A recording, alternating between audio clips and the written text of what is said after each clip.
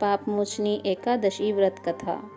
युधिष्ठिर ने भगवान श्री कृष्ण जी से कहा, हे मधुसूदन, आपने फागुन मास के शुक्ल पक्ष की एकादशी अर्थात आमलकी एकादशी के बारे में विस्तार पूर्वक बतलाया। चैत्र माह के कृष्ण पक्ष में आने वाली एकादशी का क्या नाम है तथा उसकी विधि क्या है, कृपा करके आप मेरी बढ़ती हुई जिज्ञासा को शांत करें। भगवान श्री कृष्ण ने कहा, हे अर्जुन, चैत्र मास में कृष्ण पक्ष की एकादशी को पापमोचनी एकादशी के नाम से जाना जाता है। एक बार की बात है, पृथ्वीपति राजा मानधाता ने लोमश ऋषि से यही प्रश्न किया था जो तुमने मुझसे किया है। अतः जो कुछ भी ऋषि लोमस ने राजा मानधाता को बतलाया था वही मैं तुमसे कह रहा हूँ। राजा मानधाता ने धर्म के गुणतम रहस्यों के ज्ञाता महर्षि लोमस से पूछा, हे ऋषि श्रेष्ठ, मनुष्य के पापों का मोचन किस प्रकार संभव है? कृपा कर कोई ऐसा सरल उपाय बताएं जिससे सभी को सहज ही पापों से छुटकारा मिल जाए। महर्षि लोमस ने कहा, हे राजन, चैत्र मास के कृष्ण पक्ष की एकादशी का नाम पापमोचनी एकादशी है। उसके व्रत के प्रभाव से मनुष्यों के अनेक पाप नष्ट हो जाते हैं। मैं तुम्हें इस व्रत की कथा सुनाता हूँ, ध्यान पूर्वक श्रवण करो। प्राचीन समय में चैत्ररथ नामक एक वन था। उसमें अप्सराएं किन्नरों के साथ विहार किया करती थी। वहाँ सदैव वसंत का मौसम रहता था, अर्थात उस जगह सदा नाना प्रकार के पुष्प खिले रहते थे। कभी गंधर्व कन्याएं विहार किया करती थी, कभी देवेंद्र अन्य देवताओं के साथ क्रीड़ा किया करते थे।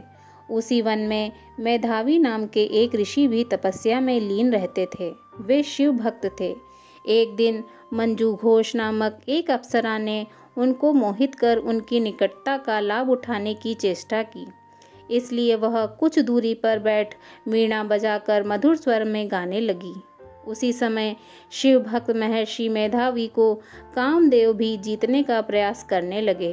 कामदेव ने उस सुंदर अप्सरा के भ्रू का धनुष बनाया, कटाक्ष को उसकी प्रत्यंचा बनाई और उसके नेत्रों को मंजू घोषा अप्सरा का सेनापति बनाया।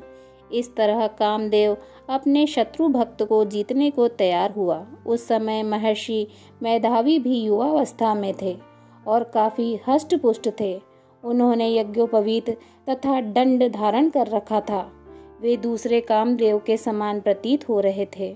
उस मुनि को देखकर कामदेव के वश में हुई मंजू घोषा ने धीरे धीरे मधुर वाणी से वीणा पर गायन शुरू किया। तो महर्षि मेधावी भी मंजू घोषा के मधुर गाने पर तथा उसके सौंदर्य पर मोहित हो गए। वह अप्सरा मेधावी मुनि को कामदेव से पीड़ित जानकर उनसे आलिंगन करने लगी। महर्षि मेधावी उसके सौंदर्य पर मोहित होकर शिव रहस्य को भूल गए और काम के वशीभूत होकर उसके साथ रमण करने लगे।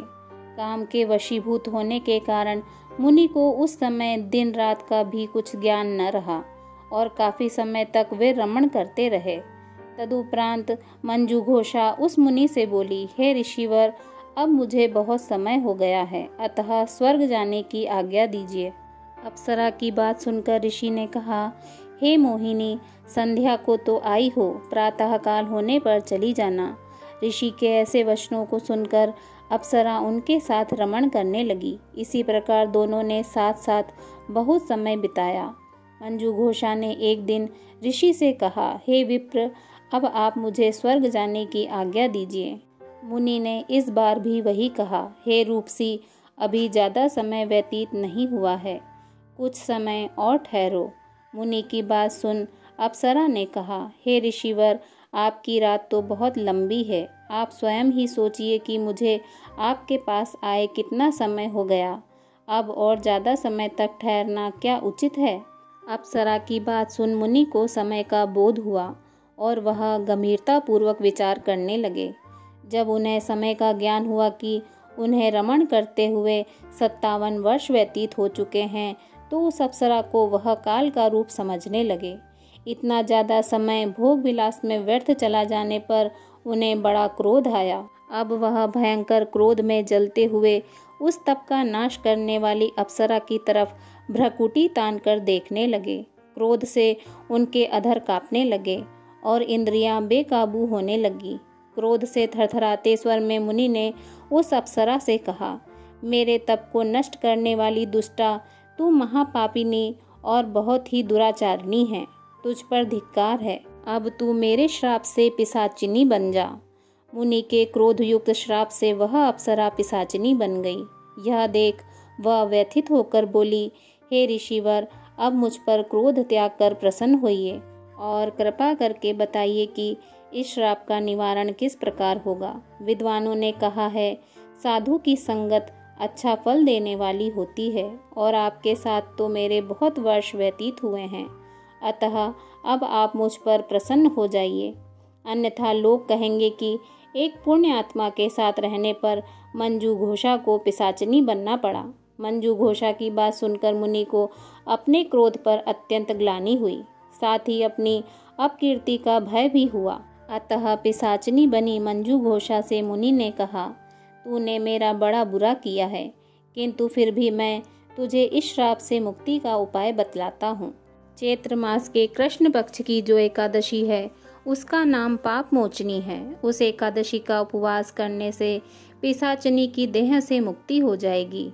ऐसा कहकर मुनि ने उसको व्रत का सब विधान समझाया। फिर अपने पापों का प्रायश्चित करने के लिए वे अपने पिता च्यवन ऋषि के पास गए।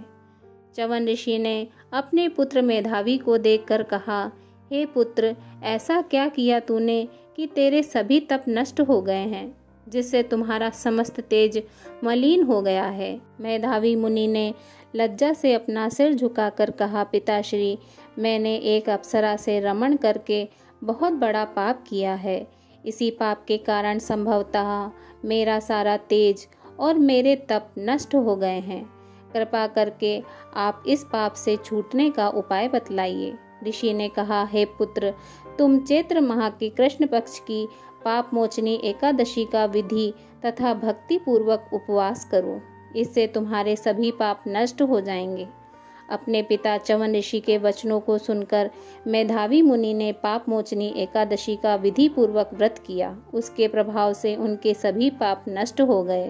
मंजू घोषा अप्सरा भी पाप मोचनी एकादशी का उपवास करने से पिशाचिनी की देह से छूट गई और पुनः अपना सुंदर रूप धारण कर स्वर्ग लोक चली गई। लोमश मुनि ने कहा, हे राजन, इस पाप मोचनी एकादशी के प्रभाव से समस्त पाप नष्ट हो जाते हैं। इस एकादशी की कथा के श्रवण व पठन से 1000 गोदान करने का फल प्राप्त होता है। इस उपवास के करने से ब्रह्म हत्या करने वाले, स्वर्ण चुराने वाले, मदपान करने वाले, अगम्यागमन करने वाले आदि भयंकर पाप भी नष्ट हो जाते हैं और अंत में स्वर्ग लोक की प्राप्ति होती है। बोलिए विष्णु भगवान की जय। माता लक्ष्मी जी की जय। ओम नारायणाय विद्महे वासुदेवाय धीमहि तन्नो विष्णु प्रचोदयात्। ओम नमो भगवते वासुदेवाय।